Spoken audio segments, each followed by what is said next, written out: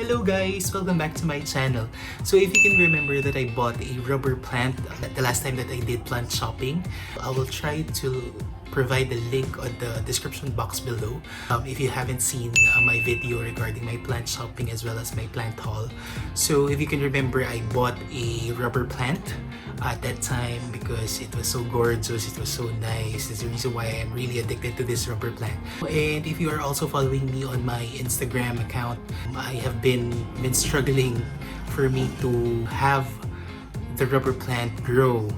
Well, apparently the seller is quite honest to me that, you know, the rubber plant is not quite established yet, but I still insisted on buying it. And then eventually, when I was trying to take care of that rubber plant, medyo nagpo-fall off na yung leaves and I am really struggling. Right now, I will be sharing to you my rubber plant journey on how did I try to take care and how I tried to save my rubber plant. But before we start, please don't forget to subscribe and let's go!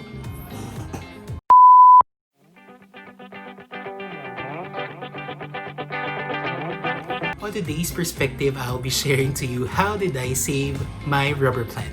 Alright, so I'll be providing some tips and then I will be sharing to you my journey on how did I took care and how did I try to save my rubber plant. And let's see, kindly tune in so that palalaman nyo what had happened to my rubber plant. Alright? But before that, I'll be sharing to you first the 3 types of the propagation method for rubber plants because as what you have observed, marami na nagbebenta ngayon ng rubber plant cuttings. With that, I will be sharing to you the 3 ways on how you can propagate the rubber plant. This is actually based on my research as well as asking the plant experts as well on the Facebook pages.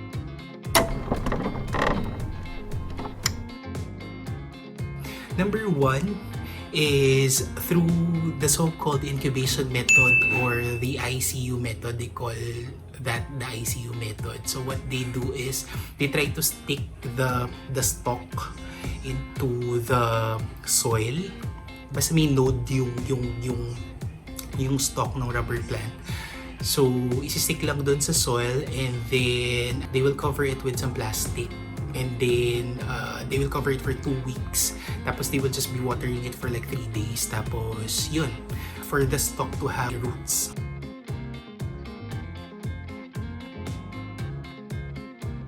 So the second one is through water propagation. So you already know how to do that. So technically what you need to do is to just stick the stalk or the stem into the water and then eventually, basta may nodes, it will grow some roots, but it usually takes time. So that's a usual thing that we do for our plants for them to grow their root system. So it can actually apply to the rubber plant as well.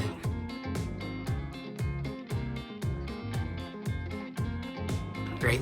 So, and then the third one is through planting it to the soil directly.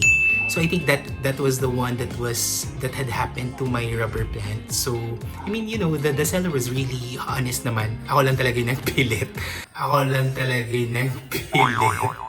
So technically, marami na ngayon who are selling plants that are not yet established. So I think that was the reason why that happened to my rubber plant. The plant is just sticked into the soil tapos bahala na.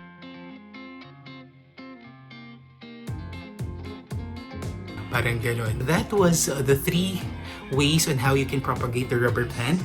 The next videos, I will be sharing to you what really happened to my rubber plant.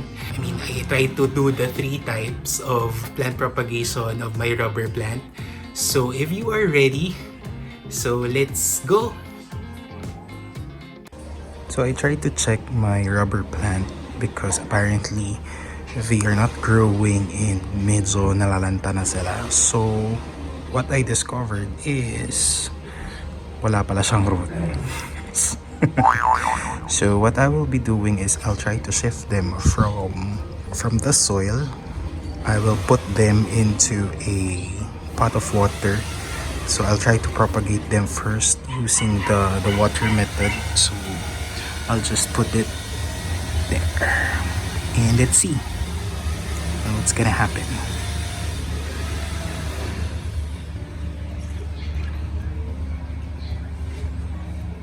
So it's day 5 since we tried to transfer this rubber plant into the water from the soil because apparently wala kasi siyang roots from that time that I purchased this. So we will try to check on the its progress. Okay.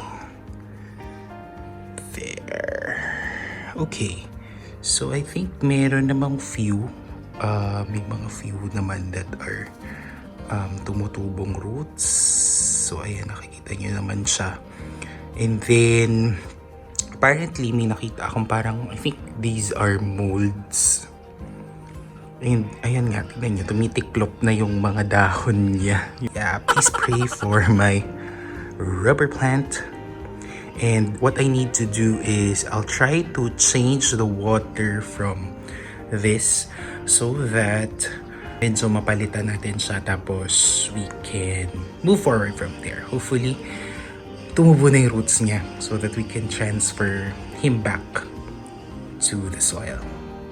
So apparently when I tried to wash the rubber plant, may na-discover ako that there are like molds na. Tapos parang may bugs pa kanina ako nakita. And sadly, there, may nalaglag na naman pong isa. Hi. So I am left with 4 leaves na medyo dying na, but kaya pa natin to. Let's try to save them. So day 7, let's try to check what is happening inside. Yeah. So I think it's still the same. Parang wala naman ng bago from the time that we have done this.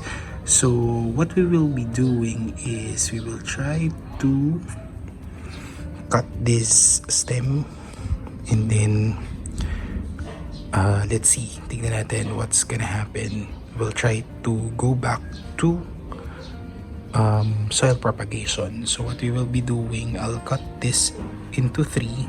So here, because there are nodes here, and then I will also cut it up kasi medyo nagda-dry na siya eh. So yeah, hindi na talaga kaya. So sige, I'll try to cut it na lang. And then I'll try to do a propagation through soil na lang again. So there, I have 3 branches. That's 1. Ito yung pinakadulo. I have the middle. And then the last one is this. Look at that. There is still elastic sap. Okay, so what I'll do is this 2 will be transferred here. I'll put soil on that. And then this one, I'll try to do a water propagation. So this is there. Let's see what's gonna happen here. But I'll try to propagate it using water. Day 10, since we have tried to propagate our rubber tree, we are trying to save our rubber tree. So let's try to check. First is this is the first when we try to submerge that in water. Okay, so wala naman nangyari. Okay, sige, tsaga lang tayo guys.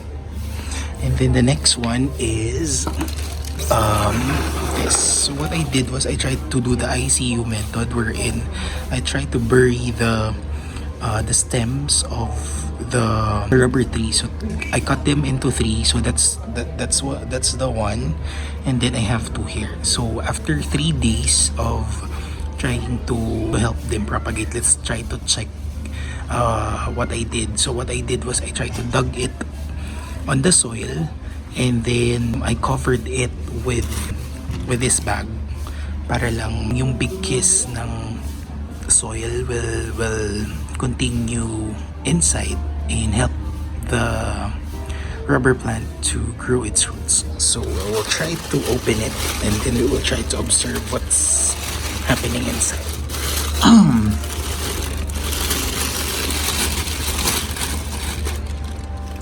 Okay, so parang namamatay lalo siya. Okay, so let's parang wala naman ding nangyari sa kanya. I think what I did was I tried to cut this para lang hindi siya masyadong mabigat. And I think hindi natin alam kung nabubuhay ba siya inside. So let's try to cover it again, and then we will try to check it after siguro a week. Yeah. Day 14, here is my plant nursery. This is where I put all of the soil propagation of the plants that I have. So we will try to check right now the plant propagation through soil, yung ginawa natin dun sa rubber tree. Alright, so let's check. Ito siya. So tingnan natin.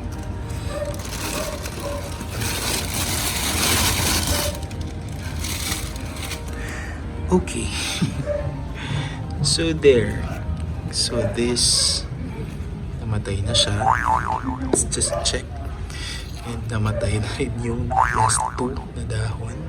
And then these are the two na tinay nating ibaon sa lupa. So let's just try to check if meron. So guys, ayun.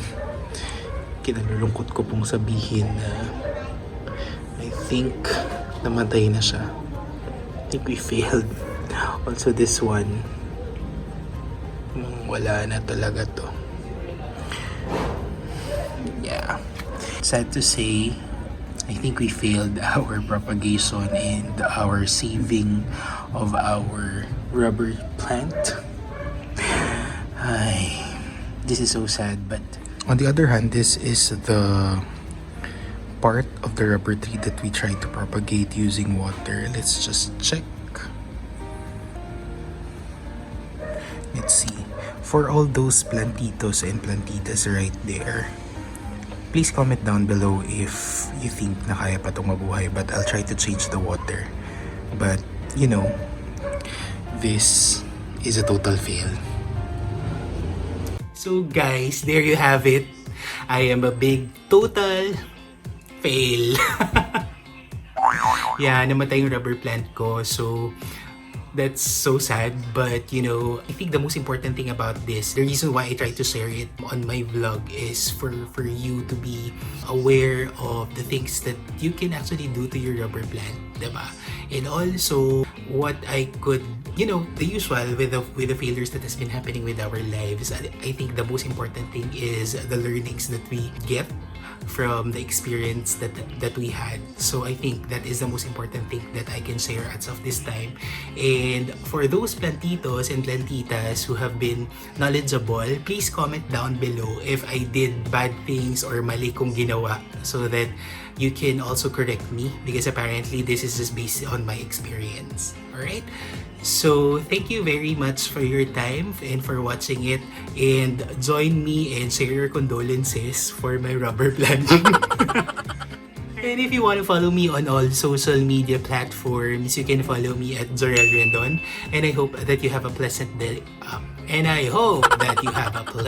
Ahead. Guys, please don't forget to subscribe and hit the bell button for you to get updated for new videos.